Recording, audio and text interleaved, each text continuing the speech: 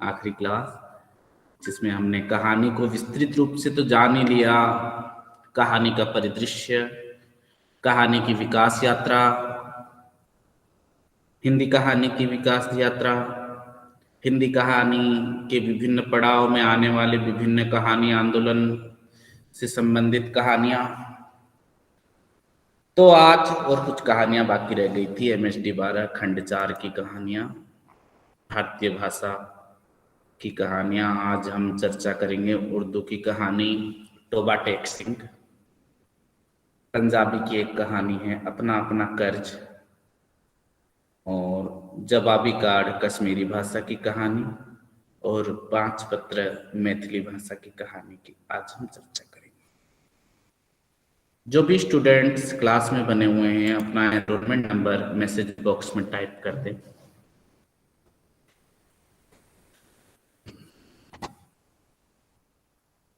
सादत हसन मंटो की कहानी तोबा टेक सिंह।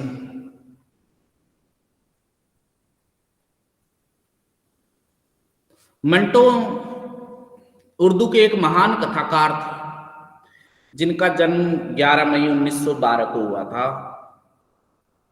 और मात्र 43 वर्ष की उम्र में ही इनका निधन हो जाता है 11 जनवरी 1955 को। और अब्राहम लिंकन ने इनके जीवन के बारे में कहा कि जिसमें उन्होंने कहा है कि और अंत में तुम कितने वर्ष जिए, इनकी गिनती नहीं होगी, बल्कि इसकी होगी कि उसमें जीवन कितना था। कितने वर्ष जिए नहीं, उसमें जीवन कितना था ये देखना। तो मंटो को जीवन तो मिला, उसमें जीवन बहुत था। मंटो सिर्फ कहानीकार ही नहीं, एक पत्रकार, फिल्म लेखक, रेडियो लेखक, पटकथा लेखक। जीवन काल में, अपने छोटे से जीवन काल में इन्होंने 22 कहानी संग्रह लिखा, एक उपन्यास, रेडियो नाटक और 5 संग्रह, रेखा चित्र के 2 संग्रह और अन्य रचनाओं के भी 3 संग्रह प्रकाशित किए गए। इनकी कहानियों में कई बार आरोप भी लगाए गए अश्लीलता के बारे में, और जिसके कारण इन्हें अदालत भी जाना पड़ा 6 बार, पर कभी कोई मामला सिद्ध नहीं हुआ। मंटो जो युगांतकारी लेखक थे, कहानियों के में जो क्षमता है उसको हम देख सकते हैं। उनकी जो प्रमुख कहानी है खोल दो, ठंडा गोश्त, तोबा टेक सिंह, और इनकी दूसरी पुस्तकें मंटो के अफसाने, धुआं, लज्जते संग, बगैर इजाजत, पर्दे के पीछे, सड़क के किनारे, काली सलवार आदि। तो मंटो की जो कहानी है तोबा टेक सिंह, ये भारत विभाजन के समय की कहानी है। विभाजन का जो दुख था, जो त्रासदी थी, उसको मंटो जी ने पागलों की कहानी का, पागलों को जो है कहानी का चरित्र बनाया है। कहानी के 2-3 हमारा भारत स्वाधीन हुआ उसके 2-3 वर्ष के बाद की ही स्टोरी का जो है समय सीमा, देश काल, वातावरण दिखाया गया है। कहानी घटित होती है एक लाहौर के एक पागल खाने में। बंटवारा हो गया, सरहदें तय हो गई, लोग अपनी जड़ से उजड़ कर एक गिलास पानी और भरपेट भोजन के लिए दूसरों पर आश्रित हो गए थे। उनके लिए शरणार्थी और मुहाजिर शब्द प्रचलन आ गए थे। जाहिर है ये शब्द बेघर हुए लोगों को खूब चुभे होंगे, जिसे शरणार्थी कहा गया होगा। यशपाल का भी जो इस तरह उपन्यास झूठा सच, उसमें भी दिखाया गया है, या आज्ञा की कहानी शरणदाता में भी हम देख सकते हैं। तो विभाजन को तर्कपूर्ण मानने वाले इसके सकून मिल जाने चाहिए था, लेकिन यह संभव नहीं। नकारात्मक मानसिकता रखने वाले शांति से घृणा करते हैं। बिना काम के युद्ध का माहौल विभाजन की कोख में पैदा हुआ। तो मंटो ने ऐसे ही मानसिकता रखने वाले लोगों की पहचान की है, और उन्होंने कहानी में यही दिखाया है कि जो स्वस्थ और सामान्य थे वे अपने अपने चुने हुए राष्ट्रों के नागरिक हो गए, लेकिन जो पागल थे उनको कैसे मौका दिया जाए? उनको तो मौका नहीं दिया गया। जब दो राष्ट्र बन गए तो फिर पागलों को भी उनके सही राष्ट्र में होना चाहिए था ना, तो उनकी त्रासदी को क्यों नहीं बताया? लेखक जो है विभाजन की विडंबना को पकड़ता है। कहानी बेहद दिलचस्प है। मिंटो की ये कहानी जो है किस्सा शैली में लिखी गई है। बंटवारे के 2-3 साल बाद पाकिस्तान और हिंदुस्तान की हुकूमतों को ख्याल आया कि जो सामाजिक कैदियों की तरह पागलों का भी तबादला होना चाहिए। यानी जो मुसलमान पागल हिंदुस्तान के पागल खानों में हैं, उन्हें पाकिस्तान पहुंचा दिया जाए, और जो हिंदू या सिख पाकिस्तान के पागल खाने में हैं उन्हें हिंदुस्तान के हवाले कर दिया जाए। अच्छी तरह छानबीन हो गई। वे मुसलमान पागल जिनके सगे संबंधी हिंदुस्तान में ही थे वहीं रहने दिए गए, और बाकी जो बच्चे उनको सरहद पार रवाना कर दिया गया। पाकिस्तान से क्योंकि करीब करीब बहुत सारे हिंदू सिख जा चुके थे, इसलिए किसी को रखने और रखाने का सवाल तो था ही नहीं। जितने भी हिंदू सिख पागल थे सबके सब पुलिस की हिफाजत में बॉर्डर पर पहुंचा दिए गए। लेकिन असली कहानी तो इसके बाद है। मंटो चित्रित करते हैं कि पागलों के बीच हिंदुस्तान पाकिस्तान को लेकर क्या बातें होती है।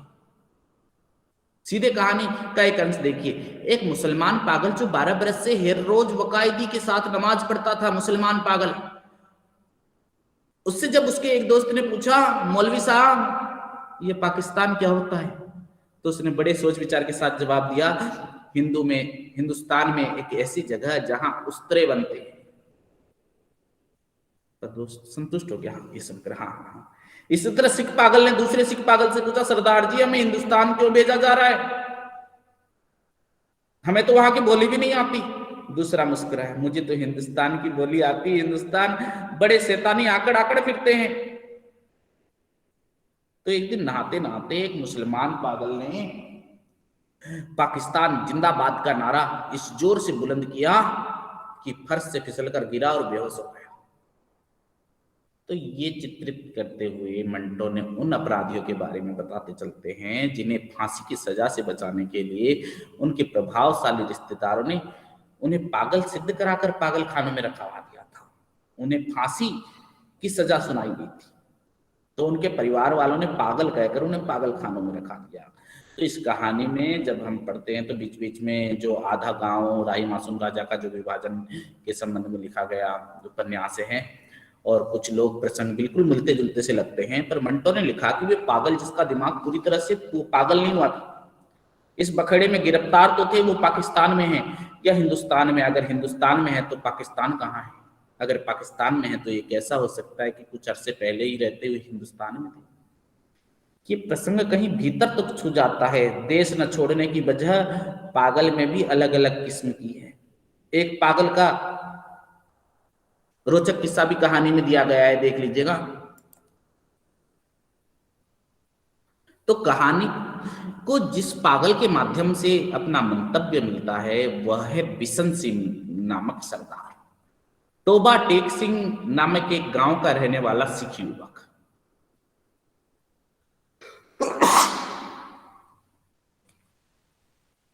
तो लोग बिशन सिंह को टोबा टेक सिंह ही पुकारने लगते हैं। उसका परिचय मंटो ने इन शब्दों में कहा कि एक सिख युवक था जिसे पागल खाने में दाखिल हुए 15 वर्ष हो चुके थे। 15 साल से पागल खाने में रह रहा। हर वक्त उसकी जबान से अजीबोगरीब शब्द सुनने को मिलते थे। ओ पड़दी गड़गड़ दी, ओ नेक्स्ट दी बे दिहाना दी मूंग दी दाल, आप दी लालटेन। वह दिन को न सोता था न रात को। पहरेदारों का यह कहना था कि 15 बरस से इतने टाइम में सिर्फ एक पल के भी लिए भी नहीं सोया था। वो लेटता भी नहीं था, बल्कि कभी कभी दीवार के साथ टेक लगा लेता था। हर वक्त खड़ा रहने से उसके पांव सूज गए थे और पिंडलियां भी फूल गई थी, मगर जिस्मानी तकलीफ के बावजूद वो लेटकर आराम नहीं करता था। तो हम देखते हैं कि ये सिख पागल के बाल तो बहुत छिद्रे हुए छोटे रह गए थे, क्योंकि बहुत कम नहाता था, इसलिए दाढ़ी और सिर के बाल आपस में जम गए थे, जिसके कारण उसकी शक्ल बड़ी भयानक हो गई थी टोबा टेक सिंह की। मगर आदमी नुकसान पहुंचाने वाला नहीं था। 15 वर्षों में उसने कभी किसी से झगड़ा नहीं किया। पागल खाने के जो पुराने मुलाजिम थे उसके बारे में इतना जानते थे कि टोबा टेक सिंह में उसकी बहुत जमीन थी, अच्छा खाता पीता जमींदार था। अचानक दिमाग उलट गया और उसके रिश्तेदार उसे लोहे की मोटी मोटी जंजीरों में बांध कर लाए और पागलखाने में दाखिल करा दिए थे। महीने में एक बार मुलाकात के लिए वो लोग आते भी थे, कैसा है कैसा नहीं, और एक मुद्दत तक ये सिलसिला तो जारी रहा, पर जब हिंदुस्तान पाकिस्तान की गड़बड़ हुई तो आना जाना इसके रिश्तेदारों का भी बंद हो गया। टोबा टेक सिंह नाम से जाना जाता था बिशन सिंह। उसको ये कभी भी मालूम नहीं था कि आज कौन सा दिन है, कौन सा महीना है, कितने साल बीत चुके हैं, लेकिन हर महीने उसके सगे संबंधी उससे मिलने के लिए आने के करीब होते थे तो उसे आप पता चल जाता था। वो कहता था दफेदार से कि उसकी मुलाकात आ रही है। उस दिन वो अच्छी तरह नहाता है, बदन पर खूब साबुन घिसता है, तेल लगाकर कंघी करता है सिर में, अपने कपड़े को जो कभी इस्तेमाल नहीं करता था निकाल कर पहनता है, यूं सज बज कर निकलता था मानो किसी के से मिलने जा रहा हो। वो उससे पूछते क्यों रे, वो तो खामोश रहता था। कभी कभार ओ पड़ दी गड़गड़ दी ओनेक्स दी बेगियाना दी मूंग दी दाल ऑफ दी लालटेन कह देता था। तो मंटो ने ये पागल जीवन की एक बड़ी विडंबना है। बिशन सिंह 15 वर्ष पहले पागल हुआ था, जब उसकी इकलौती बेटी रूपकौर बहुत छोटी थी। 15 वर्ष के बाद वो युवा हो गई। जब छोटी थी तब पिता को देखकर रोती थी, और समझदार हुई तो पागल खाने में पिता को देखकर रोती है। बचपन में रोना और युवावस्था में पिता की दुर्दशा को देखकर रोना। लेखक ने इस प्रसंग को बहुत ही मार्मिकता के साथ पहचाना है।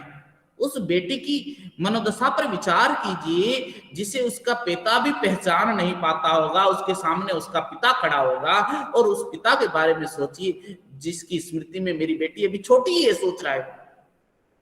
15 वर्ष में उसे कभी नींद नहीं आई। उसकी स्मृतियां 15 वर्ष पहले की है, जब 15 वर्ष नहीं बस एक रात बीती हो, उसे ऐसा लग रहा था। तो पागल खाने में भारत पाकिस्तान की चर्चा के बीच बिशन सिंह की बस एक ही चिंता है, एक ही प्रश्न है कि मेरा वो जो गांव है ना तोबा टेक सिंह, पाकिस्तान में है या हिंदुस्तान में। तो इस संदर्भ में मंटो ने इस दिलचस्प प्रसंग को दिखाया। पूरा प्रसंग मंटो के शब्दों में देखो। पागल खाने में एक पागल ऐसा भी था जो खुदा को खुदा कहता था। उसमें जब एक रोज बिशन सिंह ने पूछा कि टोबा टेक सिंह पाकिस्तान में है या हिंदुस्तान में, तो उसने स्वभाव अनुसार कहा लगाया कि वह न तो पाकिस्तान में है न हिंदुस्तान में, इसलिए कि हमने अभी हुक्म ही नहीं दिया उसे। तो बिशन सिंह ने उस खुदा से कोई मर्तबा बड़ी मिन्नत समाजत के साथ कहा कि वो हुक्म दे ताकि झंझट खत्म हो, मगर खुदा बहुत मसरूफ था, इसलिए उसे वे बेशुमार हुक्म देने में थे। एक दिन तंग आकर बिशन सिंह भगवान पर, खुदा पर बरस पड़ा और कहता है कि ऊपर दी गड़गड़ दी ओनेक्स दी बेगियाना दी मूंग दी दाल ऑफ वाई गुरु जी दा खालसा एंड वाई गुरु जी दी फतेह। इसका मतलब ये था कि तुम मुसलमानों के खुदा हो, सिखों के खुदा होते हो, तो जरूर मेरी सुनते। और ये जो कहानी आगे बढ़ती है, पागल खाने में चल रही अदला बदली के कुछ दिन पहले बिशन सिंह का एक मुसलमान मित्र भी मिलने आता है, और विभाजन की जो विभीषिका है उसके बीच मनुष्यता की उपस्थिति का संकेत किया जा रहा है कि विभाजन हो चुका है, लेकिन फजल दिन को बिशन सिंह की खैरियत की चिंता है। वो हिंदुस्तान जा चुके हैं। बिशन सिंह के परिवार वालों के प्रति अपना सम्मान भी प्रेषित करता है, लेकिन बिशन सिंह को सिर्फ टोबा टेक सिंह याद है। वो फजल दिन से भी पूछता है कि टोबा टेक सिंह कहाँ है। फजल दिन के ये बताने पर कि हिंदुस्तान में है, नहीं पाकिस्तान में, वह बड़बड़ाता हुआ दूसरी ओर चला जाता है। यही प्रसंग कहानी के अंत में आता है, यानी सारे पागलों को गाड़ी में भरकर बॉर्डर पर लाया जाता है। हिंदुस्तान से लाए गए पागल पाकिस्तानी अफसरों को और पाकिस्तान से लाए गए पागल हिंदुस्तानी अफसरों को सौंपे जाने लगे। और जब बिशन सिंह का नंबर आया तो अपना वही प्रश्न पूछा कि मेरा टोबा टेक सिंह कहाँ है, पाकिस्तान में या हिंदुस्तान में। तो संबंधित अफसर के ये कहने पर कि टोबा टेक सिंह पाकिस्तान में है, तो बिशन सिंह उछलकर बचे हुए साथियों के पास पहुंच गया। उसे जबरन हिंदुस्तान वाले हिस्से की तरफ से तुरंत लाया जाने लगा, लेकिन जब उसने चलने से इनकार किया तो वो टोबा टेक सिंह को छोड़कर जाना ही नहीं चाहता कहीं पर। वो उसकी मिट्टी है, वही उसका वतन है। अफसर उसे समझाने की कोशिश करने लगे। कहानी का अंत जो है इसी प्रकार होता है कि उसे बहुत समझाया गया कि देखो, अब तोबा टेक सिंह हिंदुस्तान में चला गया है, अगर नहीं आया है तो उसे फौरन वहां भेज दिया जाएगा, मगर वो नहीं माना। जब उसको बलपूर्वक दूसरी ओर ले जाने की कोशिश की गई, इस दरमियान में एक जगह इस अंदाज में अपनी सूजी हुई टांगों पर खड़ा हो गया जैसे अब उसे कोई ताकत से हिला ही नहीं सकेगा। वो आदमी जो कि हानि पहुंचाने वाला नहीं था, इसलिए उससे भी अधिक जबरदस्ती न की गई, उसको वहीं खड़ा रहने दिया और तबादले का बाकी काम होता रहा। पर सूरज निकलने से पहले जो संज्ञाहीन जड़वीर बिशन सिंह के हलक से एक आकाश भेदी चीख निकली। इधर उधर से कई अफसर दौड़े आए और उन्होंने देखा कि वो आदमी जो 15 वर्ष तक दिन रात अपने टांगों पर खड़ा रहा था, आज औंधे मुंह लेटा था। उधर खारदार तारों के पीछे हिंदुस्तान था और इधर वैसे ही तारों के पीछे पाकिस्तान। दरमियान में जमीन के उस टुकड़े पर जिसका कोई नाम नहीं था, तोबा टेक सिंह पड़ा था। पागल तोबा टेक सिंह अर्थात बिशन सिंह महान भारत के विभाजन को अस्वीकार करता हुआ जमीन के उस हिस्से पर मरा जो नो मैंस लैंड था, जिस पर किसी देश का दावा नहीं हो सकता। मिनटों की ये कहानी जो है अपने पाठकों को न सिर्फ सन्नाटे की में छोड़ जाती है, बल्कि राष्ट्र के उस त्रासदी, जो विभाजन की जो त्रासदी है, विभाजन में कौन सुखी हुआ ये कहना मुश्किल है। बहुत से लोगों ने दुख भोगा। सरहद के इस पार और उस पार करोड़ों आंखों में जो आंसू आए, आंसुओं की उस नमी को मंटो ने कहानी में महसूस किया है। तो मंटो ने उस होशोवास वालों की आलोचना करते हुए देश विभाजन में उसका पक्ष लिया जो पागल को इस कहानी का नायक बनाया। पागल भी जो विभाजन को अस्वीकार करता है, उसकी व्यर्थता का गहरा बोध बताया गया है।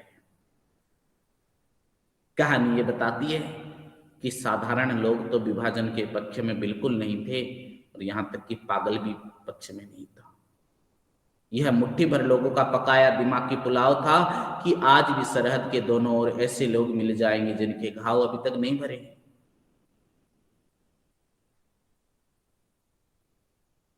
मंटो की ने बहुत ही सुंदर कहानी कला के माध्यम से बहुत ही सुंदर नमूना प्रस्तुत किया है। तो हमने तोबा टेक सिंह देखी कहानी जो भारत विभाजन की त्रासदी को दर्शाती है। अगली कहानी है पंजाबी की प्रमुख लेखिका अमृता प्रीतम, हिंदी की भी लेखिका है। अमृता प्रीतम की कहानी है अपना अपना कर्ज। पंजाबी कहानी की महत्वपूर्ण लेखिकाओं में अमृता प्रीतम का नाम महत्वपूर्ण है। प्रतिभा संपन्न लेखिका, बल्कि भारतीय साहित्य की अमूल्य निधि है। हिंदी में भी इन्होंने बहुत कुछ लिखा।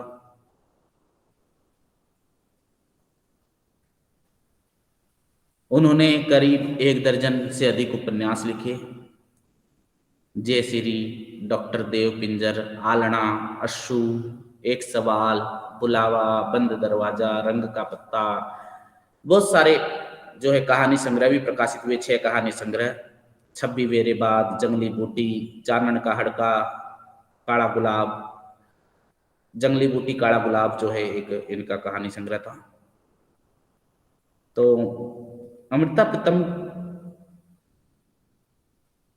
जो लिखती हैं वो सामाजिक चेतना दिलाने वाली कहानी लिखती है।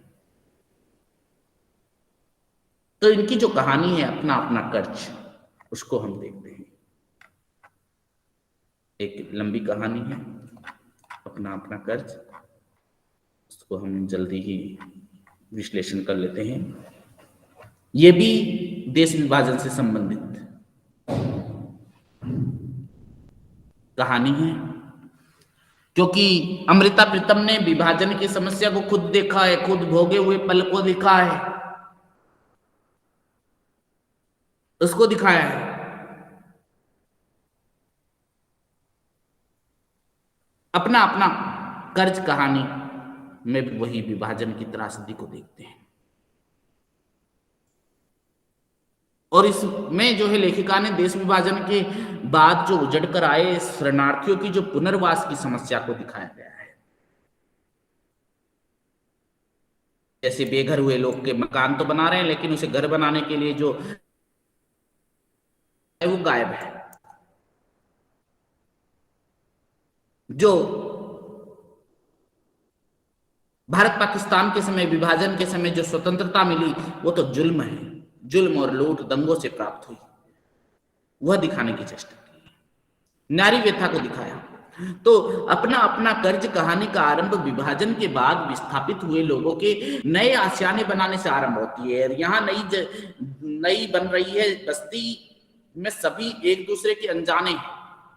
पहचान और परिचय की यात्रा आरंभ होती है मजदूरों से, मिस्त्रियों से, मकान बनाने वाले, चौकीदार और चाय बनाने वाली मूर्ति तथा उसके साथ रहने वाली रुक्मणी तथा 2 बरस के बच्चे कि कौन, कहां से आए हो, कैसे हो। सबसे पहला तो क्वेश्चन यही होता है ना, जब मिलता है कोई, तो थोड़ी देर की फुसफुसाहट में लोगों अंदाजा लगा लेते हैं कि कौन कहां से आया, कौन कैसे पूछा। जब मूर्ति के बारे में बहुत से लोग जान नहीं पाए कि क्योंकि सुबह से शाम तक मजदूरों की छुट्टी होने तक वो चुपचाप मूर्ति की भांति चाय बनाती है, स्वयं चूल्हे की आग की तरह जलती रहती है। तो उसके साथ वाली जो रुक्मणी का इसका कोई अंदाज नहीं लगता। शहर से 8 किलोमीटर दूर बस रही इस बस्ती राजबक्सी भी मकान बना रही है, जिसके बच्चे नहीं है न बीवी है। शायद इसलिए जिस दिन उसने मकान की नींव रखी, न कोई हवन किया न लड्डू बांटे। वह भी अक्सर मूर्ति से ही चाय पीता और धीरे धीरे लेटर पढ़ने के बाद थोड़े दिन काम रुक जाने पर भी वह आता और चाय अवश्य पीकर जाता। धीरे धीरे वो मूर्ति से जानता है कि वह भी काफिले के साथ उजड़कर यहाँ पहुंची थी। उसके पति को बलवाइयों ने मार दिया। राजबक्सी को अजीब कसमकस में डालते हुए मूर्ति बताती है कि वह 2 साल का बच्चा उसका है और उसकी दूसरी औरत जो है यानी रुक्मणी उसके बच्चे की माँ है। तो वास्तव में यहीं से खुलती है हमारे सभ्य समाज की पोल। यहीं से आरंभ होता है कि नारी जीवन का चक्रव्यूह और असमंजस की स्थिति में जो वर्ग बेमनुष्य है, वैषम्य है। केवल पूंजीपति ही सर्वहरा का शोषण नहीं करता, बल्कि पुरुष भी नारी का हर स्तर पर दैहिक और मानसिक शोषण करता है। ऐसा ही पुरुष प्रधान समाज जो मूर्ति के लिए एक निसहाय गरीब परिवार में जन्म लेकर भी सुंदर है, उसकी इसी सुंदरता पर शहर का धनाढ्य भट्टे का मालिक रीझ गया। भट्टा का मालिक की वह तीसरी शादी थी। इसकी पहली शादी रुक्मणी से हुई थी, उससे पहले किसी और से। जैसे कोई कपड़ा या वस्तु पसंद ना आए तो बार बार बदल देता है, तो मर्द भी एक औरत पसंद ना आए तो चीजों की तरह बदल दे। मूर्ति ने ऐसी ही तस्वीर खींची थी अपने पति भट्टा मालिक की राजबक्सी के सामने। नारी की प्रताड़ना यहीं से आरंभ होती है। पहली पत्नी क्योंकि सुंदर नहीं थी, इसलिए इसे संसार से विदा कर दिया गया। बेचारी रुक्मणी सुंदर थी इसलिए कि वो बांझ थी, किसी काम की नहीं। कितनी बड़ी त्रासदी है नारी जीवन की। उसे जीवित प्राणी न समझकर सिर्फ यह समझना कि समाज का जो पुरुषों का दृष्टिकोण है, ये स्वस्थ समाज की परिकल्पना नहीं कहा जा सकता। सिर्फ खाली दोष नारी के लिए ही दोष है, क्या पुरुषों में दोष नहीं होता है? या कि उसे मर्द बनाकर समाज में नारी को उचित स्थान दिलाना चाहिए? तो पुरुष प्रधान समाज में प्रेम में धोखा खाकर मूर्ति का बदलना और मर्द से लेने के लिए भट्टे वाले जो है शादी के लिए हाँ करा देती है, क्योंकि जिस लड़के से वो प्यार करती थी वो गरीब था लेकिन जवान था और उसी से उसे दिन चढ़ गए थे। पर पता चलने पर कि शादी से इनकार कर दिया तो मूर्ति के माँ बाप गरीब जरूर थे, परंतु इतने भी नहीं कि बेटी को बेच देते। लेकिन बेटी के आग्रह पर माँ बाप ने एक तरह से बेटी को मोल बेच दिया था, क्योंकि भट्टे वाले ने मन में बच्चे की लालसा थी। एक मर्द से धोखा खाकर मूर्ति दूसरे मर्द का सबक सिखाने के लिए शादी करती है और पूरी नफरत से इस औलाद को जन्मती है। और अभावों की नारी रुक्मणी इस बच्चे को पूरे प्यार से पालती है। अपने प्यार और पति को रुक्मणी मूर्ति से बांटती है, क्योंकि उसके पास कोई विकल्प नहीं था। परंतु मूर्ति बताती कि वो बहुत ही अच्छे मन की औरत है। मूर्ति के प्रेमी को जैसे ही संतान उत्पत्ति का पता चलता है तो वो उसे ब्लैकमेल करते लगता है, पैसा ऐंठता है। दोनों पाटों में फंसी मूर्ति एक दिन रुक्मणी के पास जो है रुक्की के पास सोए बच्चे को उठाकर आत्महत्या के लिए निकल पड़ती है। तो यही रुक्मणी उसकी पूरी कहानी सुनकर केवल उसे सांत्वना देती है कि उसके साथ खड़ी होती है, बल्कि उसके प्रेम को भी झूठ ही कहकर खदेड़ देती है। तो वैवाहिक जीवन का जो प्रेम है, जो विश्वास है, जो पूर्ण समर्पण की जो आधारशिला पर टिका हुआ होना चाहिए, जिसे संस्कृति आगे बढ़ती है, जिसे अमृता प्रीतम जी या लेखिका विवाह नाम से इस पवित्र संस्था पर होने वाले जो औरत पर अत्याचार है, और पुरुष प्रधान समाज जो है, मर्द जो है पैसों के बल पर किस तरह से अपनी कमजोरियां छुपाकर किस तरह से वह दूसरों पर दोष देता है, वह दिखाता है कि किस तरह से वैवाहिक रुकों द्वारा मूर्ति पर किए जाने वाले अपकारों को मूर्ति तो कभी भूलती नहीं है और नहीं भूलना चाहती है। क्योंकि भारत पाकिस्तान के विभाजन में दोनों पति के बलवाइयों द्वारा मारे, दोनों का जो पति है बलवाइयों द्वारा मारे दिए जाने के बाद जो है विस्थापित होकर एक दूसरे का सहारा बनती है। लेकिन उजड़कर आए इन लोगों की अपनी पहचान गायब हो जाती है। न केवल मूर्ति और रुक्को, न केवल राजबक्सी, बल्कि इस प्रकार अनेक बेघर शरणार्थी विभाजन की भयावहता में अपना असली घर, रोजगार, परिवार, हैसियत, यहां तक कि अपना असली चेहरा भी गंवा बैठे हैं। जड़ से पूरी तरह से उखड़ने का जो दर्द है, ऐसे विस्थापितों की जिनकी एक पहचान, एक हैसियत बन जाती है शरणार्थी होने के नाते, जहां पर न तो कोई जाति बिरादरी की पहचान की हैसियत बन जाती है, इन सबको जोड़ना ही ये कहानी में केंद्र है। क्योंकि यहाँ पर कई तरह के ऐसे लोग थे, खोई हुई पहचान और हैसियत में जहां राजबक्सी मूर्ति से प्रभावित होती है और उससे शादी करना चाहता है, वही मूर्ति भी इस बात को समझती है कि राजबक्सी केवल मकान बनवाने की खातिर ही उस बस्ती में नहीं आता, बल्कि इसलिए आता है कि वो मूर्ति के उसके प्रस्ताव पर यह कहते हुए मुहर लगा देती है कि उसके सपनों में भी राजबक्सी अपना स्थान बना चुके हैं। तो अपना अपना कर्ज जो कहानी है, उसमें विभिन्न स्तर की जो है मानव मन की अंतःवृत्तियां, मन में पता नहीं राजबक्सी की क्या चल रहा है, मूर्ति की क्या चल रहा है, तो अंतःवृत्तियों की विभिन्न परतों को खोलने वाली कहानी। क्योंकि विभिन्न परिस्थितियों में पढ़कर या उलझकर मनुष्य किस तरह से कैसी राह पर चलता है, इसी का खुलासा किया गया है कहानी में। वास्तव में ये कहानी बाहरी और भीतर दो स्तर से चलती है, क्योंकि मनुष्य का भीतरी संसार बाहरी संसार पर हावी होकर उसे ऐसे निर्णय करवा लेता है जो उसने कभी सोचा नहीं था। मनुष्य का कृतज्ञ होना, एहसानमंद या एहसान फरोश होना उसके अंतर मन से परिचालित होता है। कहानी में मूर्ति और राजबक्सी रुपए, पैसे या भौतिक ऋण के कर्जदार नहीं है, बल्कि ये कर्ज उनका मानसिक कर्ज है। मूर्ति के प्रति रुक्को के निश्चल और सच्चे प्रेम से मानवीय संबंधों की पराकाष्ठा देखने वाली मूर्ति रुक्को को उसका खोया हुआ अधिकार और सुख दिलाकर एक तरह से मानसिक कर्ज से उऋण करना चाहती है, जबकि राजबक्सी मूर्ति से ब्याह करके अपने भाई को आश्वस्त करना चाहता है कि उसका अपने भाभी से अब कोई नाजायज संबंध नहीं है। ये प्रायश्चित करना चाहता है उस भूल का जो उससे लड़कपन में अनजाने में हुई थी, जिसका शायद वह उतना कसूरवार नहीं है जितना उसकी भाभी है।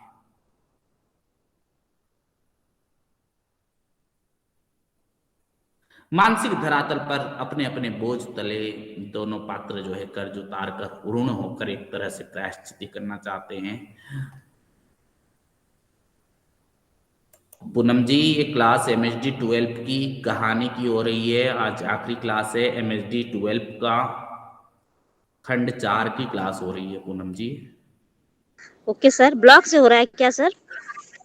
हाँ जी, ब्लॉग से पढ़ा रहे हैं क्या? हाँ जी, हाँ जी, हाँ जी। ओके, कौन ब्लॉग सी से नहीं बुक? पढ़ा रहा, बुक से पढ़ा रहा हूँ। बुक का 19 नंबर पेज देखिए। ओ, ओके सर। हाँ, तो यहाँ पर जो बताया गया है कि अपना अपना कर्ज कहानी में मूर्ति और राजबक्सी दोनों ही एक्टिव कैरेक्टर हैं, जिनकी बातों से कहानी का लास्ट स्टेज वहां तक पहुंचता है कि लेखिका के माउथ पीस के रूप में नारी जाति जो है, मूर्ति नारी जाति की दुरावस्थाओं की सटीकता से वर्णन करते हुए दिखाई देती है। नारी व्यथा जो है, नारी मन की पीड़ा है, जो वो नारी जीवन के कई अनछुए पहलुओं को कहानी में दिखाया है, क्योंकि पुरुषों की मानसिकता को उघाड़ती हुई मूर्ति जो है पुरुष प्रधान समाज पर प्रहार कर रही है।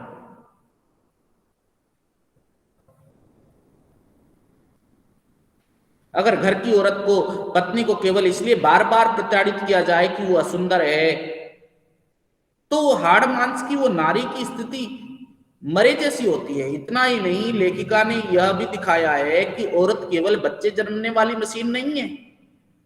अगर वो मां नहीं बन पाती तो क्या पुरुष की कोई कमजोरी नहीं हो सकती? लेकिन पुरुष प्रधान समाज ऐसे विचारों को सुनना ही नहीं चाहता। सारे दोष औरत के लिए मर दिया जाता है। फिर से जो है उसकी सिर पर सेहरा सजा दिया जाता है। औरत केवल अबला ही नहीं है। इसीलिए उसकी पुष्टि करने की लेखिका मूर्ति और रुक्कों के माध्यम से समाज की जो दकियानूशी विचार पर लेखिका ने करारा जवाब दिया है। लेखिका ने स्पष्ट किया है कि केवल लैंगिक अंतर ही मर्द को मर्द नहीं बनाता, बल्कि समाज का, संबंधों का तथा भावनाओं का साहस से, निर्भीकता से, दायित्वपूर्ण ढंग से सामना करने वाला व्यक्ति ही मर्द कहलाने लायक है। और कहानी की दोनों नारी पात्रा जो है, रुक्को और मूर्ति, स्त्री होकर भी क्या है? मर्द है। लेखिका ने भारत पाकिस्तान की जो ट्रेजेडी है, त्रासदी है, पंजाब के विभाजन की पृष्ठभूमि पर इस कहानी को जो दिखाया गया है लेखिका ने, जिसमें दंगे है, दहशत है, सांप्रदायिकता की आग है, उसको दिखाया है कहानी लेखिका ने। विभाजन के समय जो हुई लूटपाट, जिससे रोंगटे खड़े करने वाली कहानी को हम देख सकते हैं। तो जीवन में जो खोई हुई पहचान है, जीवन में सूनेपन, उस सन्नाटे का चित्रण लेखिका ने बखूबी रूप से किया है। तो हम देखते हैं, क्योंकि एक महत्वपूर्ण कहानी है, अपना अपना कर्ज, मनोवैज्ञानिक दृष्टि से जो अंतर्द्वंद से जूझते हुए मानव मन की अनेक परतों को उद्घाटित किया गया है यहाँ पर।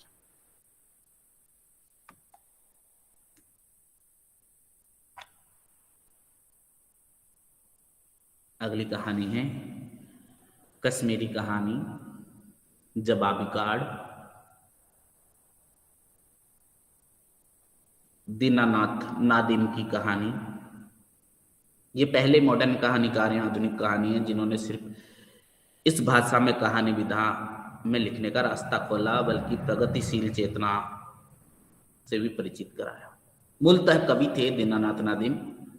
कविता के क्षेत्र से हटकर आज फिर इनकी एक कहानी की ओर हम पढ़ते, कहानीकार के रूप में दीनानाथ नादिम की कहानी जवाबी कार्ड। दीनानाथ नादिम मार्च 1916 में श्रीनगर में जन्मे। पहले पहले तो ये अंग्रेजी और उर्दू में कविताएं लिखते थे, फिर बाद में हिंदी में भी लिखना शुरू किया, और ये कश्मीरी भाषा की एक कहानी है।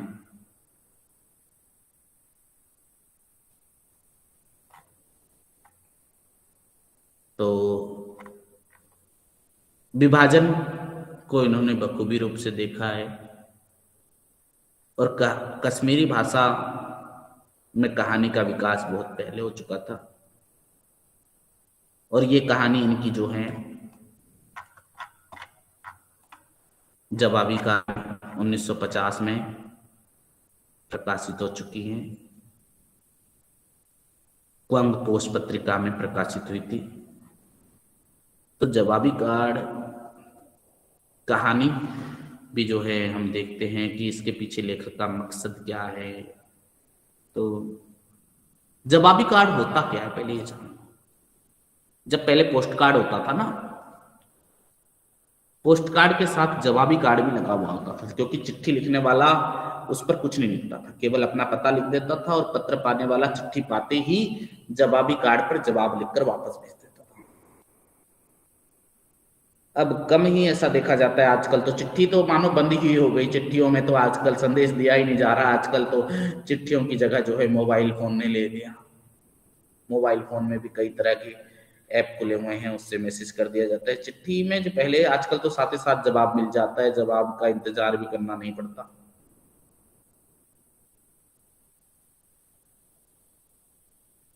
और जवाबी कार्ड पर जवाब लिखकर वापस जो है भेज दिया जाता था चिट्ठी पढ़ने वाला। अब काम ही, आजकल तो ऐसा ही कम देखा जाता है, इसीलिए जवाबी कार्ड के बारे में अंदाजा आप लोगों को लगाने में थोड़ी परेशानी हो सकती है। एक तरह से इस बात का भी प्रमाण होता है कि चिट्ठी पाने वाले के पास तक पहुंच गई है, यानी जिस तरह रजिस्टर्ड चिट्ठियां पर एक रिसीप लगी हुई थी, रिसीप लगी हुई होती है, उससे कुछ दस्तखत कर लिए जाते हैं तो डाकिया पोस्टमैन पहुंचा देता है। तो कहानी में एक छोटी सी घटना पर आधारित है ये कहानी।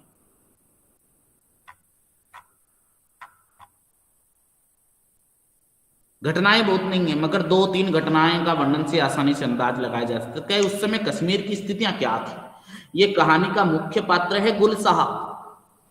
वो प्रत्यक्ष रूप से उपस्थित नहीं है, मगर सारी कहानियों के इर्द गिर्द घूमती है, उसी के गुल साहब के इर्द गिर्द। गांव के लोगों की बातें और गुल साहब से उनके लगाव से जाहिर होता है कि वह न सिर्फ इस गांव बल्कि पूरे मुल्क के लिए कितना अहम है। वो जो कर रहा है उससे लोगों को किस तरह सुरक्षा भावना मजबूत हुई है और लोग उस पर कितना गर्व करते हैं। कहानी में कश्मीर की स्थितियां स्पष्ट नहीं है, मगर जो सीमा पर लड़ाई चल रही थी उन दिनों, कश्मीर की सुरक्षा जो खतरे में थी, ऐसे में गुल साहब का सेना में भर्ती होने और उसके गांव वालों को भरोसा बना है कि वो कश्मीर की रक्षा करेगा। और वह उन लोगों के लिए गर्व का विषय है कि उनके गांव का कोई नौजवान सरहद पर लड़ने गया है, उनकी रक्षा के लिए गया है। जब वो गांव आया तो पुलिया पर से ही सारे बच्चे उससे लिपट कर नारे लगाने लगे। जिस दिन वो गांव से लड़ाई पर गया उस दिन गांव भर के स्त्री पुरुष उससे मिलने आए। सबने कुछ कुछ उपहार दिया, किसी ने सूखी सब्जी दी तो किसी ने कड़म के साग का अचार दिया, तो कोई ने अपने साथ सलजम लाई थी। बास पंडित तो कंठ ऋषि के आश्रम से रक्षा सूत्र लेकर आए थे। सबकी जिद की वे अपने हाथों से गुल साहब को उपहार देंगे। फिर जब वो लड़ाई पर जाने के लिए रवाना होया तो गांव के सारे लोग 4 मील तक छोड़ने गए थे। जब तक वो नजर से ओझल नहीं हो गया वहीं पर खड़े रहे। तो कहानी में यही वर्णन है। जाहिर है कि कश्मीर किस तरह से सभी समुदाय के लोग आपस में मिलजुल कर रहते हैं। कश्मीर में सब एक दूसरे के सुख दुख में शरीक होते हैं, किसी को किसी से ईर्ष्या नहीं, किसी को किसी से दुश्मनी नहीं। ये कश्मीर ही नहीं, पूरे भारतीय ग्रामीण समाज का स्वरूप है। आपस में जिन लोगों ने गांव का रहन सहन देखा है वे जानते होंगे कि गांव में जब किसी घर मेहमान आता है तो परदेश से किसी का बेटा आता है तो लोग सारी जाति धर्म बुलाकर सब उससे मिलने आते हैं, उसे तरह तरह की चीज खाने को देते हैं। कोई अपने खेत का लगा हुआ साग लाता है, तो कोई सलगम, तो कोई मिठाई, तो कोई पकवान। इस तरह कहानी में तो जून देद पूरे गांव की माँ दादी नानी है, हर कोई उससे सलाह लेता है, स्नेह देता है। जून देद के वात्सल्य इतना कि वह सभी को झिड़कती है, मगर उसमें जो प्यार होता है वो किसी को भी मीठा लगता है। कहानी शुरू यही से ही होती कि एक आदमी जिसका नाम जमाल मीर है वो जूनदेद के घर आता है और बाहर बैठकर आवाज लगाता है, जूनदेद जूनदेद कहाँ हो जूनदेद, इतना दिन निकल आया और अभी तक तुम सो रही हो। तब गौशाले के बाहर निकलते हुए जूनदेद ने उसे फटकार लगाती है, पता नहीं कब तुम्हें बात करने का शोर आएगा, देखा नहीं कि गौशाले से निकल रही हूं, सोई कब थी। गांव में बड़े बुजुर्गों को आत्मीय जताने प्यार जाहिर करने का प्राय यही तरीका होता है। वे झिड़कते जरूर हैं पर उस झिड़की में प्यार होता है, सीख होती है। जूनदेद के प्रति तो सारा गांव का प्यार है। लोग उसकी झिड़की सुनकर भी बुरा नहीं मानते, कुछ सीखते हैं। जूनदेद अपने पोते गुल साहब के बिना रह नहीं सकती, हर बात में गुल साहब का ही उदाहरण देती है।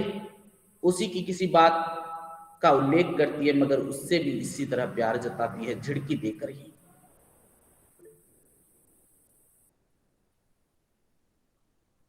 जब गुल साहब गांव आता है तो गांव भर के बच्चे उसे घेर कर पुलिया पर नारे लगाते हैं, जय गुल साहब, जुन दे दी गुल साहब आया, आ जाया गुल गुल गुल साहब, हमारा कप्तान गुल साहब। इस तरह से वो लोग सबको ही नारे लगाते हैं। तो जून देद के घर से बाहर निकलती है और जून देद घर से बाहर निकलती है और चेहरे पर बनावटी गंभीरता लाकर कहती कि गुलचाप कप्तान, मुर्गा चाप। ऐसे मूर्ख जब कप्तान बनते हैं ना, तब देर तक गुल साहब को गले से लगाए रहते हैं। गांव में किसी को पता नहीं कि गुल साहब का जून देद से वास्तव में संबंध क्या है। कोई कहता है कि वो जून देद का भांजी का बेटा है, कुछ लोग कहते हैं कि उसका पोता है, लेकिन अधिकतर लोगों का यही विचार था कि बच्चा जून देद को मखदूम साहब की सीढ़ियों पर ही मिला था। ठीक ठीक किसी को नहीं पता आखिर दोनों का रिश्ता क्या है, मगर इतना जरूर पता है कि गुल साहब में जून देद के प्राण बसते हैं। जो जब गुल साहब फौज में चला गया तो अपना दुख, अपनी उदासी अपनी गाय बद्री पर आरोपित करती है। जब कोई घर आता है तो उसे कंप्लेन करती, उल्हाना देती है कि देखो ना, गुल के जाने के बाद बद्री ने भी ठीक से नहीं खाया। जब भी गौशाले में जाती है तो वो बद्री से बातें करती है। गांव के लोग इकट्ठा होते हैं तो उसकी जुबान पर बस गुल साहब की बातें होती हैं। गुल्ला ने ये बात लिखी है, वो बात लिखी है, उसने लिखा था कि 20 कबालियों को मार गिराया। लिखावट भी क्या है, जैसे कागज पर मोती उकेर दिए हो। आज हमारी 10 पुस्तों की मेहनत रंग लाई कि गुल साहब जैसा सपूत हमारे यहाँ पैदा हुआ। इस समय पूरे कश्मीर की रक्षा कर रहा है वो। ये सब बातें गांव के लोगों को भी खुश करती थी। वे रस लेकर उन्हें सुनते थे और गुल साहब की बातों में बहुत कुछ जानने की जिज्ञासा जाहिर करते थे।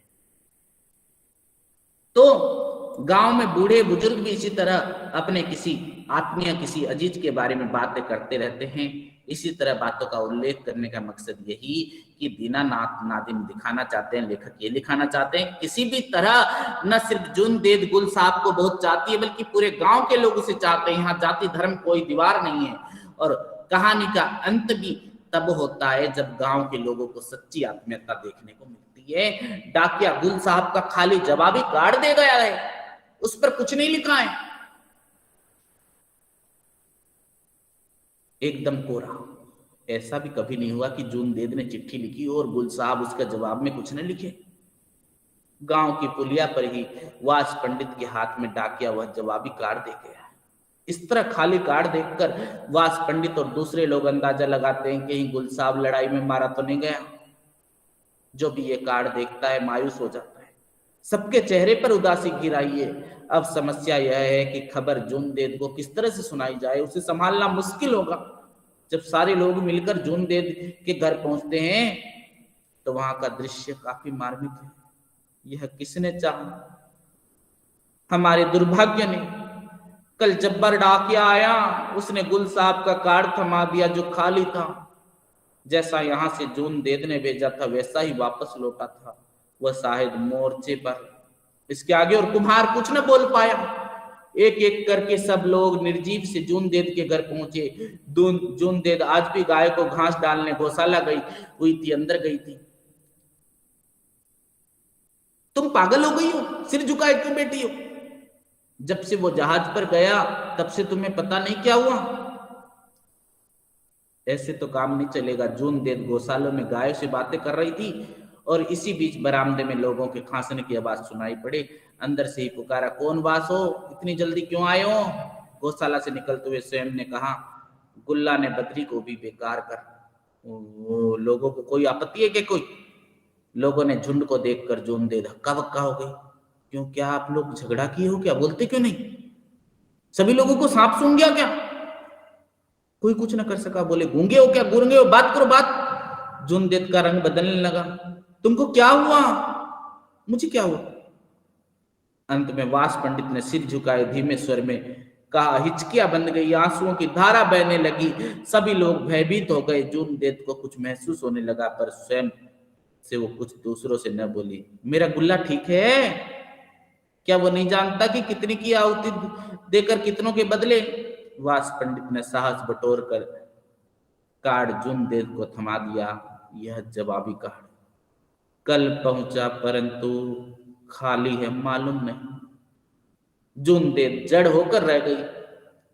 तीर के सामान छीना झपटी के कारण कार्ड मुड़ गया था। उसने धीरे से खोला और फिर उसको आगे पीछे देखने लगी। इस तरह एक माँ का जो प्रेम है, पारिवारिक पीड़ा है, पूरे गांव का जो आत्मिक दुख है, जो देशभक्ति का द्वंद्व है, उसी के बीच कहानी समाप्त होती है और गांव का एक चहेता युवक के न रहने की आशंका, एक जवाबी सिपाही के मारे जाने का दुख तो माँ के लिए गर्व का विषय भी है और उसके बेटे ने देश की सुरक्षा के लिए किस तरह से अपनी आहुति दी वह भी बताया गया है। और इसमें जो है कैरेक्टर के बारे में भी यही बताया गया। तो लेखक जो बताना चाहते हैं कि सिर्फ यहाँ पर कहानीकार का लेखक का मकसद ये है कि किस तरह से नौजवान शहीद हुआ है और समाज को ये दिखाना है, वातावरण में ये दिखाना है कि गुल साहब जैसे लोग भी समाज में चाहिए, ताकि देश की रक्षा करने के लिए किस तरह से वह शहीद होता है। तो कहानी में आजादी के बाद जो दो हिस्सों में बट गया और उसकी स्थिति जो है कश्मीर में देखी जा रही है, उसको दिखाया गया है कहानी में। इसके बाद जो है अंतिम कहानी है, अभी थोड़ी देर में पढ़ लेते हैं। 5 पत्र मैथिली भाषा की कहानी। 5 पत्र हरिमोहन झा की कहानी, मैथिली भाषा के लेखक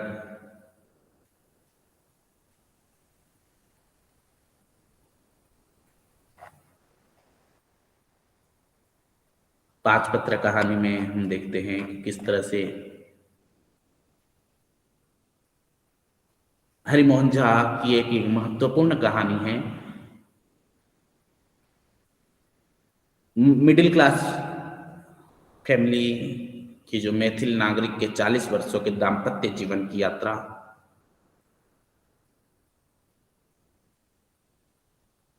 को बहुत ही बेहतरीन ढंग से दिखाया है लेखक ने। 5 पत्र कहानी चरचरी कथा संग्रह में संकलित भी की गई है और धर्मयुग में भी प्रकाशित हो चुकी है।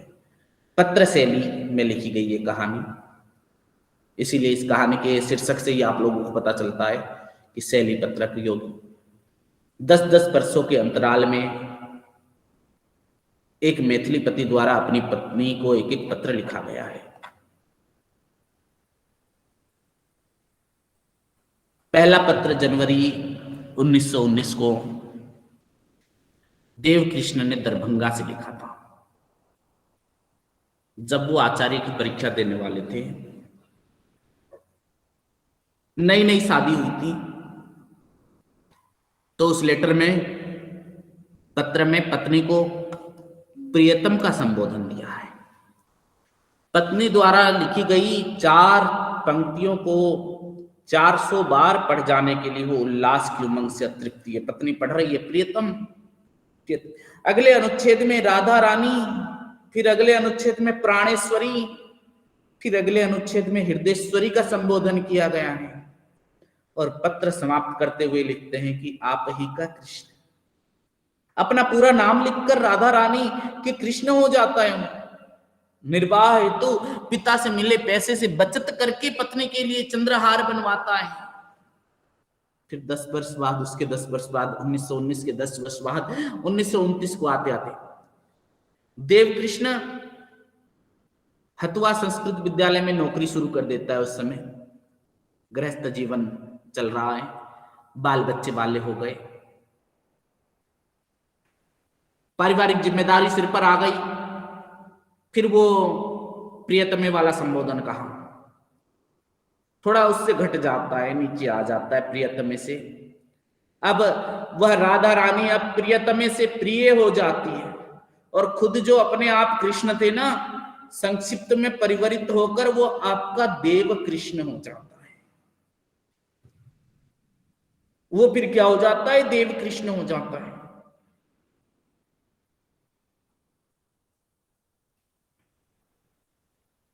दस वर्ष पहले प्रेम की स्थिति, प्रेम की उष्मा ऐसी थी कि उसने अपने पत्र के भीतर पत्रोत्तर के लिए लिफाफा भी भेजता था। राधा रानी से भेंट के बिना एक एक क्षण पहाड़ सा बीतता था उसकी चिट्ठी में। अब वैसा नहीं है। बेटी के गौरी पूजन हेतु साड़ी भेजने की चिंता, बेटे के स्कूल जाने की चिंता, पत्नी के स्वास्थ्य की चिंता, पत्नी को कुछ दिनों बाद अपने पास बुलाने का आश्वासन और होली की छुट्टी में गांव आने की संभावना, न आने की स्थिति में मनी ऑर्डर रुपए भेज देने की प्रतिज्ञा आदि उस चिट्ठी में लिखा हुआ है। दूसरी चिट्ठी में, तीसरी चिट्ठी जब आती है 10 वर्ष बाद, जब तीसरा पत्र लिखा जाता है तो संबोधन समाप्त हो जाता है।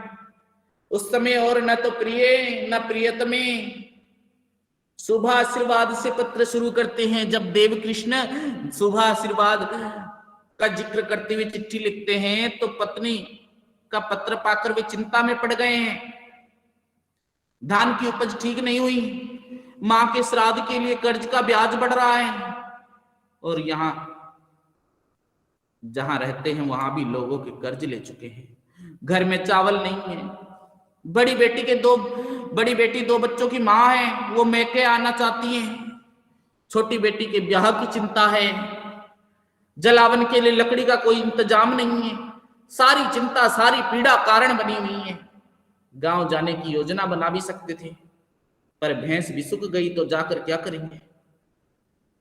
अर्थात घर गृहस्थी का जो अनुराग है भैंस भी सूख जाने से मिट जाता है, और पत्र के अंत में आप ही का अथवा आपका नहीं होकर शुभाभिलाषी हो जाता है। जो पहले आपका ही कृष्ण था ना, अब कृष्ण से वो सिर्फ शुभाभिलाषी हो गया। चौथा पत्र फिर 10 वर्ष बाद,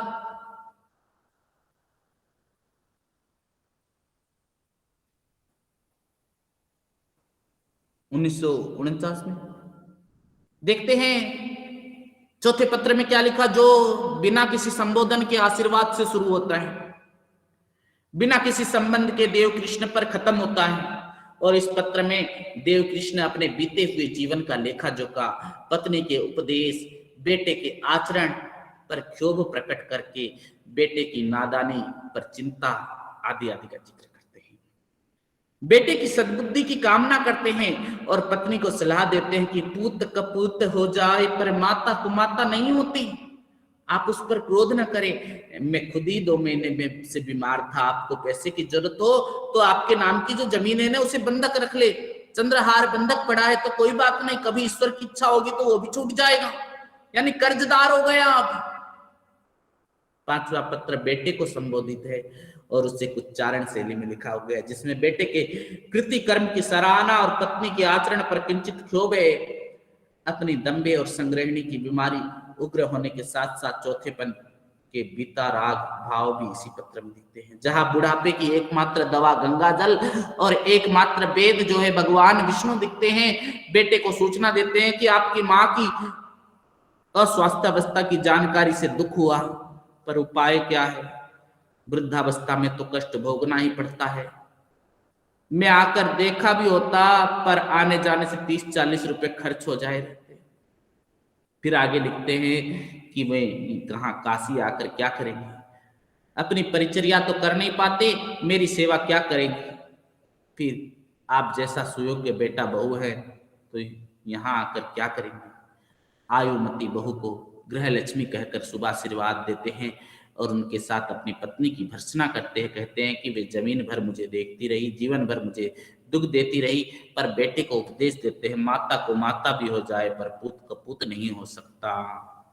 देखो, माँ जो कुमाता हो जा रही थी पहले, माँ कुमाता नहीं हो सकती, बेटा कपूत हो जाता। पहले ऐसा बोला, पुत कपूत हो भी जाए पर माता कुमाता नहीं होती, पर आज माता के बारे में कह रहा है माता कुमाता हो जाए पर पुत कपूत नहीं हो सकता। तो पत्र के अंत करते हुए लिखते हैं कि किसी दिन वृद्धा को कुछ भी हो जाए तो आप लोगों की बदौलत सदगति तो मिलेगी, मेरी तरफ से भी एक लकड़ी जो है चिता में डाल दीजिएगा। तो ये जो मानवीय जीवन की जो चेतना है, स्त्री चेतना की दृष्टि में देखें तो यहाँ पर उपेक्षित अस्तित्व के प्रति स्त्री का स्वर, यहाँ पर कोई भी प्रतिरोध या मुख अथवा मुखर रूप से दर्ज नहीं है, प्रतिरोध तो नहीं दिखाया गया है। तो मैथिली भाषा में लिखा जो हरिमोहन झा ने जो कहानी, उस समय अगर हम देखते हैं तो समाज में किस तरह से विभिन्न प्रकार की विडंबनाएं थी। विषय वस्तु और शिल्प की दृष्टि से देखें तो ये एक कालजयी रचना है। मध्यम वर्गीय मैथिली नागरिक के 40 वर्ष का जो दाम्पत्य जीवन की यात्रा, प्रेम जो कम हो रहा है, प्रेम बढ़ रहा है, अनुराग किस तरह से शुष्क और निर्लिप्त होते जा रहा है। अगर दार्शनिक दृष्टि से देखोगे तो कहानी में वही दिखाया गया है। पत्र शैली में लिखी गई ये कहानी 10-10 वर्ष के अंतराल में जो लिखी गई थी, उस कहानी को यहाँ पर दिखाया गया है। तो कहानी में किस तरह से यथार्थ के सूक्ष्म तंतुओं को रेखांकित करते हुए लेखक जो है मनुष्य जीवन में हर समय वैसा नहीं हो पाता है जैसा वो इच्छा करता है, वो दिखाने की चेष्टा की है। फिर हम जो है हमारा कोर्स MHD 9, 10, 11 और 12 का कंप्लीट हुआ और हमारा कोर्स आज यहीं समाप्त होता है। हमने 16 दिनों तक क्लास की। तो इसी बीच आज के लिए इतना ही। फिर कुछ भी समझ में नहीं आएगा तो फिर मुझे आप कांटेक्ट कर लीजिएगा, ठीक है। तो आज के लिए इतना ही रखता हूँ। फिर सर आपका नंबर तो नहीं है, हम लोग कैसे कांटेक्ट करेंगे?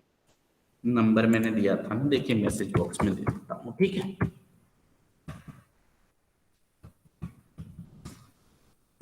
नंबर मैंने दे दिया है मैसेज बॉक्स पे, आप लोग देख लीजिएगा, ठीक है। कोई बात नहीं, जो मैंने पढ़ाया समझ में आया तो आप लोगों को, इतने 16 दिनों तक पढ़ाया मैंने। जी सर। ठीक है, जी सर। ठीक है। तो फिर आज रखता हूँ।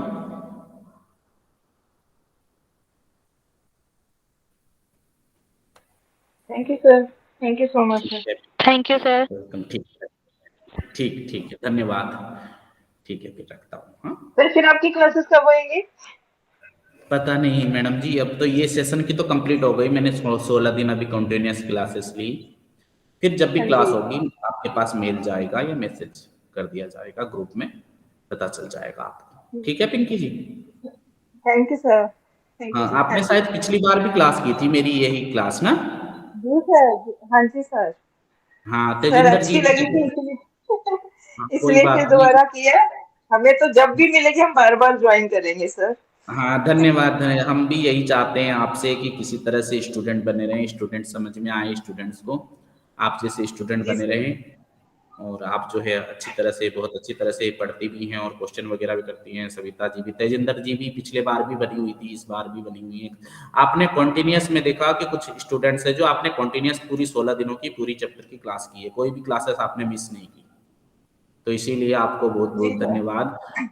आपने जो थैंक है यू सर। धैर्य धरकर इतनी देर तक सुना मुझे, ठीक है। सर आप पढ़ाते ही बहुत अच्छे हैं और टाइम वेस्ट भी नहीं होता और नॉलेज काफी गेन होती है सर। इतने कम हाँ टाइम में बिल्कुल। इतना सिलेबस कवर कराना तो एक बहुत बड़ी ब्रिलियंट और इंटेलिजेंसी है सर। वही तो, कोर्स बहुत ज्यादा और समय बहुत कम, यही इसी को समय को देखते हुए ही मैं, नहीं तो और थोड़ी अच्छी तरह से भी आप लोगों को डिटेल्स से डीपली भी जा सकते थे हम लोग, पर क्या करें, समय ही नहीं मिलता है प्रश्न उत्तर आलोचना करने की या कुछ लिखाने की। बस तुमको जो है कोर्स के बारे में जो मेन थीम है वही बताता बताता जाता था मैं। सर वही ना, सो शॉर्टेज, टाइम शॉर्टेज के हिसाब से, समय कमी होने के हिसाब से तो बहुत सर आप बहुत ग्रुप में अच्छे से हैं हो क्या? जाएगा हमारा। नहीं हूँ ग्रुप में पायल जी में। क्योंकि सर अगर कभी कुछ डाउट्स है, अगर कल सुषमा मैम से बात हुई थी तो मैम बता रही थी आपके बारे में कि आप उन्हीं के स्टूडेंट हैं। तो हाँ सुषमा हाँ, मैम बोली थी जैसे कि कुछ डाउट्स होता है तो आप अमित सर से पूछ सकते हैं। तो सर कभी पूछूंगी तो कैसे पूछ सकते हैं फिर?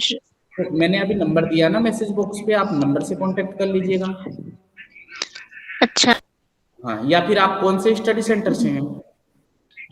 सर, मैं राहुल किला। तो नहीं तो हमारे तो यहाँ कॉलेज में भी मैं रहता हूँ दिन भर, कॉलेज में भी अगर आप कांटेक्ट कर सकती है तो पूछ हमारा सकती है। भुवनेश्वर स्टडी सेंटर है सर। ओह, नहीं नहीं, ठीक है, तो फिर कोई भी नहीं, मेरे फोन में पूछ लीजिएगा आप। सर आपका कौन सा है, रांची? नहीं नहीं, ये बरगढ़ उड़ीसा का स्टडी सेंटर है, उड़ीसा का। उड़ीसा का सर। पिछली सर बार भी सर मैं हमें दिल्ली से हूँ सर। बर्गर से ही क्लासेस मिले थे। सेकेंड ईयर के, फर्स्ट ईयर का हमारा भुवनेश्वर से मिला था। हाँ हाँ, हिंदी के प्राय जो है बरगढ़ स्टडी सेंटर से ही है, राधा कृष्ण विश्वकर्मा सर और जी, विश्वकर्मा सर, सुषमा मैम और दयानिधि सर भी। हाँ, और मैं चार चार ही हैं हम में जी। तो जो भी दिक्कत हो, प्रॉब्लम हो, आप पूछ सकती हैं बाय फोन या किसी भी तरह से। हमारे यहाँ पर रेगुलर क्लासेस भी चलती हैं पीजी की, तो जो भी दिक्कत होगी मैं आपको प्रॉब्लम आपकी सॉल्व करूंगा मेरे द्वारा जितनी भी हो सकेगी। ठीक है, धन्यवाद नहीं, सर। बहुत खुशी हुई कि आप भी सुषमा मैम के स्टूडेंट हैं। उनका भी पढ़ाने का हाँ, ढंग बहुत अच्छे हैं, क्योंकि वो भी कम टाइम में फटाफट कोर्सेज खत्म करते हैं। कल 3 नहीं क्लासेस में मैडम, उन्होंने पूरा हमसे एमएससी तो 1 बहुत खत्म कर सीनियर, दिया। हाँ मैडम तो बहुत सीनियर हैं हमसे। वैसे मैडम से हमारा डायरेक्ट स्टूडेंट तो नहीं हूँ मैं उनका, ऐसे जान पहचान है, विभाग में आती हैं वो कोई प्रोग्राम वगैरह करने से। तो एक्सक्यूज जैसे मी उन, सर, मैं कुछ पर पूछना चाहती आप हूँ। हाँ जी बोलिए शीला जी। सर मैं पूछना चाहती हूँ, जिनका सेकंड ईयर है लेकिन जिसका जनवरी सेशन वाला जुलाई सेशन वाला दोनों का हाँ जी, सिलेबस सेम है ना सर? हाँ सिलेबस तो सब सेम है, सिलेबस सेम जो है। जनवरी में एग्जाम लिखेगा उसका भी और जो जुलाई में लिखेंगे उसका भी ना? हाँ हाँ सिलेबस सेम है, जी सर, थैंक बस यू। एग्जाम का जो है वो टाइम अलग अलग है, नहीं तो सिलेबस सब समान पर है। असाइनमेंट का सब असाइनमेंट अलग अलग पड़ेगा। होगा, असाइनमेंट अलग अलग होगा, असाइनमेंट उनका अलग निकलेगा, जनवरी वालों का और जून वालों का अलग निकलेगा। हाँ, अच्छा, वो चेक कर असाइनमेंट लेना, अलग बाकी होगी ना दोनों सर? सेम है। हाँ हाँ हाँ, हाँ, वो जब चेक कर एग्जाम देना लेना। होगा वही करंट वाला असाइनमेंट डिपॉजिट करना पड़ेगा। अच्छा, ठीक है, तो फिर आज रखते हैं। Thank you sir. बहुत बहुत धन्यवाद आप लोगों को सभी को। Thank you sir. थैंक ठीक यू ठीक सर, आपका भी बहुत बहुत धन्यवाद सर। ठीक मौका है, ठीक। मिलेगा फिर मिलेंगे सर। हाँ जरूर जरूर जरूर, ठीक है। Thank you sir.